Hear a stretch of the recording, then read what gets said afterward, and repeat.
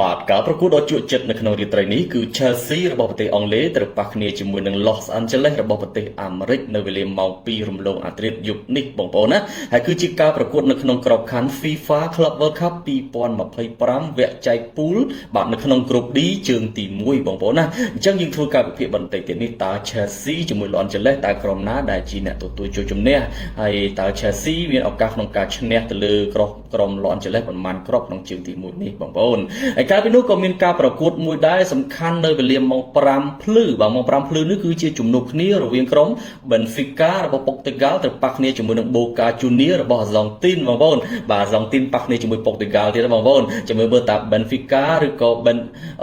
Boca Juniors ដែលជាអ្នកឈ្នះក្នុងយប់នេះក៏ធ្វើការវិភាគដែរក្រៅពីនោះក៏មានដូចជាក្រុម Flamengo បាទ Flamengo របស់ប្រទេសប្រេស៊ីលត្រូវប៉ះគ្នាជាមួយនឹងក្រុម Esperance បាទ Esperance នេះគឺជាក្រុមរបស់ក្លឹបរបស់តុយនេស៊ីបងប្អូនណាបាទរបស់តុយនេស៊ីរបស់ប្រទេសតុយនេស៊ីហើយសម្រាប់ Flamengo គឺជាក្រុមលេខ1របស់ប្រទេសប្រេស៊ីលក្រុមនេះក៏ល្អមើលដែរបាទសុទ្ធតែជាការប្រកួតនៅក្នុងពាន FIFA Club World Cup ទាំងអស់ខ្ញុំនឹងធ្វើការវិភាគគូសំខាន់នេះចែកជូនបងប្អូនទាំងគ្នាប៉ុន្តែមិនធ្វើការនិយាយសំណងបងប្អូនបាទ join channel Telegram ថ្មីរបស់ខ្ញុំម្នាក់មួយនៅក្នុងពាន comment សម្រាប់ Facebook បងប្អូន YouTube អាច join នៅក្នុង description បងប្អូន TikTok join video ណាសម្រាប់បងប្អូនចូលទៅដើម្បីមើលការ live បន្តផ្ទាល់បាទក៏ដូចជាការវិភាគកីឡាការទម្លាក់គូល្អៗផងដែរអរគុណច្រើនពេលយើងនិយាយដល់គូសំខាន់របស់យើងនៅក្នុងរាត្រីនេះ Chelsea ត្រូវប៉ះគ្នាជាមួយនឹង Los Angeles បាទ Los Angeles នេះការប្រហែលជាជាង10ឆ្នាំមុនខ្លាំងបងប្អូនណាគឺជាក្រុមខ្លាំងមួយរបស់ប្រទេសអាមេរិកដែរប៉ុន្តែបច្ចុប្បន្ននេះ Los Angeles គឺធ្លាក់ជើងហើយមិនខ្លាំងដូចសម័យកាលមុនទេបងប្អូនណាថ្ងៃនេះដូចជាឈរលេខទី13បាទឈរលេខទី13នៅក្នុង MLS របស់ប្រទេសអាមេរិកហើយបើនិយាយអំពី Chelsea គឺជាក្រុមខ្លាំងមួយរបស់ប្រទេសអង់គ្លេសបើយើងនិយាយប្រៀបធៀបពី ranking ខ្ញុំមិនបាច់និយាយក៏បងប្អូនអាចនឹងដឹងថា Chelsea គឺមានកម្ពស់បាទមានទម្ងន់ខ្លាំងជាងបាទក្រុម Los Angeles ណាបាទព្រោះ Chelsea គឺជាក្រុមកំពូលមួយរបស់ FIFA អឺរ៉ុបបងប្អូនហើយបញ្ហាតាក់ទងនឹងក្របតទេដោយសារតែ Chelsea តឲ្យ Los Angeles នេះចំនួន1គ្រាប់កន្លះបងប្អូនគិតយ៉ាងណាដែរណាបាទត1គ្រាប់កន្លះហើយបើយើងនិយាយអំពីប្រវត្តិបងប្អូនប្រវត្តិប៉ះគ្នាក្រុមទាំងពីរអត់ដែលប៉ះគ្នាទេបាទអត់ដែលប៉ះគ្នាទេដោយសារតែ Los Angeles នេះគឺ ranking របស់គាត់អត់អាចលេងពាន FIFA Club World Cup បានទេបងប្អូនណាបាទព្រោះ FIFA Club World Cup សម័យមុនគេយកតែមក tweet យកតែមួយក្រុមទេបាទមក tweet យកតែមួយក្រុមទេមានកាលមុនមាន6 tweet ប៉ុន្តែបច្ចុប្បន្នគឺគេកាត់ tweet Oceania ចូលនៅក្នុង tweet អាស៊ីហើយអញ្ចឹងគឺមានតែ5 tweet ទេហើយ Chelsea នេះក៏ធ្លាប់ឈ្នះពាន FIFA Club World Cup នេះមួយដងដែរនៅក្នុងឆ្នាំ2022ដោយសារតែ Chelsea គាត់មានកៅអីកាលឆ្នាំ2021គាត់ឈ្នះពាន UEFA Champions League អញ្ចឹងណាអញ្ចឹងធ្វើគាត់មានកៅអីលេងពាន FIFA Club World Cup នៅក្នុងឆ្នាំ22ហើយក៏ឈ្នះតែម្ដងណាអញ្ចឹងបើយើងគ្រាន់តែមើលយើងអាចដឹងថា Chelsea គឺមានចំនួនជាងបងប្អូនអត្រា Chelsea ឈ្នះទៅលើក្រុម Los Angeles គឺខ្ពស់មែនទែនហើយយប់នេះគឺដាក់កីឡាករពេញសាយទៀតណាអញ្ចឹងទោះជាខ្ញុំទោះជាបងប្អូនមើលក៏អាចដឹងថា Chelsea គឺមានអត្រាឈ្នះប៉ុន្តែអ្វីដែលយើងសំខាន់នោះតើគាត់ចង់ស៊ីដាច់គ្រាប់តឬក៏អត់ទេអញ្ចឹងយើងមកមើលអំពីប្រវត្តិបន្តទៀតបាទតកតូននឹងប្រវត្តិរបស់ Chelsea 5ប្រកួតដងក្រោយបាទ5ប្រកួតចុងក្រោយរបស់ Chelsea គឺឈ្នះ4ចាញ់1បងប្អូនណាបាទឈ្នះ4ចាញ់1ការប្រកួតចុងក្រោយបំផុតរបស់ Chelsea គឺបានយកឈ្នះទៅលើក្រុម Real Betis បាទ Real Betis ក្នុងលទ្ធផល4-1ឯណោះបាទគឺជាការប្រកួតនៅក្នុងវគ្គផ្ដាច់ព្រាត់ពាន UEFA Conference League ហើយ Chelsea ក៏ក្លាយជាម្ចាស់ពាន Conference League បាទ Conference League 2025ទៅហើយសម្រាប់ Los Angeles FC បាទ Los Angeles FC នេះក៏គាត់ល្អដែរនៅក្នុងលីកគឺប្រកួត5ដងឈ្នះ3ស្មើ2បងប្អូនឈ្នះ3ស្មើ2អត់ដែរចាញ់ទេប៉ុន្តែរាល់ថ្ងៃគាត់ឈរលេខទី13នៅឯណោះបងប្អូននៅក្នុងលីករបស់ប្រទេសអង់គ្លេសប្រទេសអាមេរិកហើយបើយើងនិយាយអំពីសមាជិកកីឡាករដាក់លេខយប់នេះសម្រាប់ Chelsea គឺដាក់ពេញជើងធម្មតាហើយកីឡាកររបួសមានតែ2នាក់ទេបាទមានដូចជាកីឡាករបាទ Kellerman បាទ Kellerman ក៏ដូចជា Wesley Fofana ណាខ្សែការពារខាង Los Angeles FC គឺអត់មានកីឡាកររបួសទេហើយសម្រាប់ខាង Chelsea យប់នេះប្រើទម្រង់ 4-2-3-1 បាទ4-2-3-1ហើយសម្រាប់ខាងក្រុម Los Angeles FC គឺប្រើទម្រង់ 4-3-3 ណាហើយយប់នេះគឺអ្នកចាំទីគឺដាក់កីឡាករបាទ Robert Sanchez ខ្សែការពារ4នាក់មាន Reece James នៅខាងស្ដាំកណ្ដាលគឺ Adarabioyo បាទចាប់ដៃគ្នាជាមួយនឹង Luis Colwill ហើយខាងឆ្វេងគឺកីឡាករ Marco Correa ហើយសម្រាប់ខ្សែបម្រើបាតមានដូចជា Moises Caicedo ចាប់ដៃគ្នាជាមួយនឹង Enzo Fernandez ហើយសម្រាប់ខ្សែបម្រើប្រយុទ្ធមាន Madueke មាន Cole Palmer ក៏ដូចជា Pedro Neto ហើយសម្រាប់ខ្សែប្រយុទ្ធទូលរបស់ Chelsea ដាក់ចំណូលថ្មីដែលទើបតែទិញមកហើយបងប្អូនបាទគឺកីឡាករបាទ Liam Delap បាទ Liam Delap បាទឈ្មោះគាត់ ស្តៀងខ្មែរបាទលៀមដឺឡាប់ណាលៀមដឺឡាប់គឺជាកីឡាកររបស់ក្លឹប Ipswich Town ដែលទៅទិញមកដាក់លេងយប់នេះតែម្ដងជាមើលយើងចង់ដឹងពីសមត្ថភាពរបស់កីឡាករថ្មីនេះតើគាត់អាចជួយ Chelsea ក្នុងការយកឈ្នះទៅលើ Los Angeles បានដែរទេបងប្អូនដាក់កីឡាករពេញសាច់ប៉ុណ្ណឹងខ្ញុំគិតថាមកកន្លះអាចនឹងដាច់បងប្អូនណាបាទចឹងបើយើងមើលពី ranking វាយ៉ាងខុសគ្នាឆ្ងាយដែរហើយ Chelsea ក៏ជាក្រុមមួយខ្លាំងហើយប្រវត្តិក៏គាត់បើដែរណាក្រុមការដឹកនាំរបស់គ្រូបង្វឹក Enzo Maresca គឺទម្រង់លេងល្អបាទអញ្ចឹង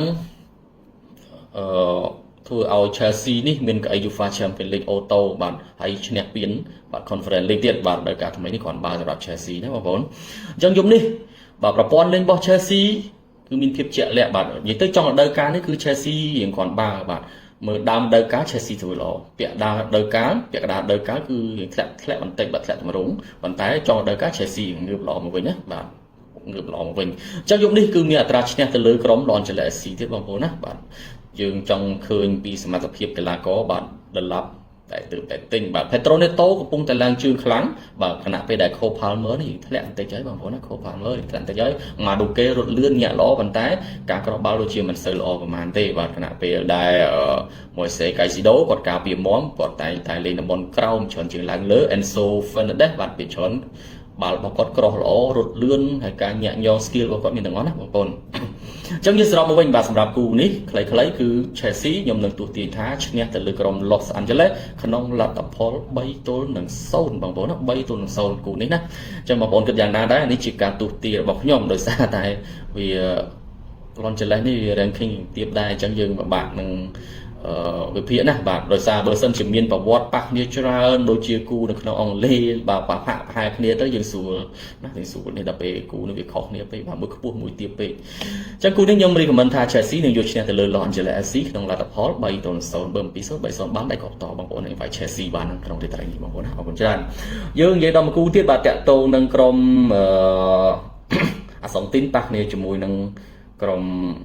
ប៉ុកទីហ្គាល់បាទ Benfica ប៉ះគ្នាជាមួយនឹង Boca Juniors ណា Boca Juniors នេះក៏ជាជើងខ្លាំងមួយនៅក្នុងប្រទេសបាទអាសង់ទីនដែរប៉ុន្តែ Boca Juniors មួយរយៈនេះវាធ្លាក់ជើងដែរបងប្អូនណាខ្ញុំមើល ranking គាត់នេះសិនបាទគាត់នៅក្នុងប្រទេសអាសង់ទីនគាត់ឈរលេខទី3ណាលេខទី3បាទសម្រាប់ខាង Benfica បាទនៅក្នុងប្រទេសប៉ុកទីហ្គាល់គាត់ឈរនៅលេខរៀងទី2ណាបន្ទាប់ពី Sporting Lisbon ណា Sporting Lisbon គេខ្លាំងហើយបាទ Benfica ក៏ឈរលេខទី2ដែរណាមួយជើងខ្លាំងនៅខាងប៉ុកទីហ្គាល់មួយជើងខ្លាំងនៅ Boca Juniors មួយសងសឹកឲ្យ Messi មួយសងសឹកឲ្យ Ronaldo បាទហើយក្រុមទាំងពីរនេះគឺ Benfica តឲ្យ Boca Juniors ចំនួនកន្លះបូក1បាទ 0.75 ណាបងប្អូនបាទកន្លះបូក1បងប្អូនគិតយ៉ាងណាដែរហើយបើយើងនិយាយពីប្រវត្តិប៉ះគ្នាដូចជាអត់ដែរប៉ះគ្នាក្រុមទាំងពីរទេបងប្អូនមើលសិនបាទអត់ដែរប៉ះគ្នាទេបាទព្រោះ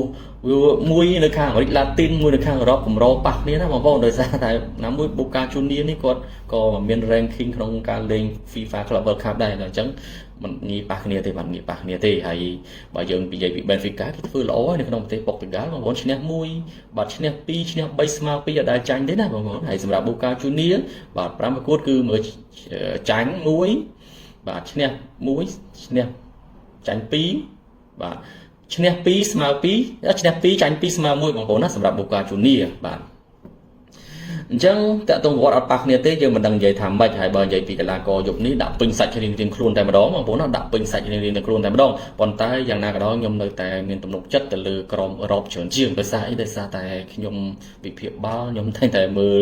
ការ live របស់ក្រុមអឺរ៉ុបច្រើនណាយើងមើលពី Benfica មើលពី Porto មើលពី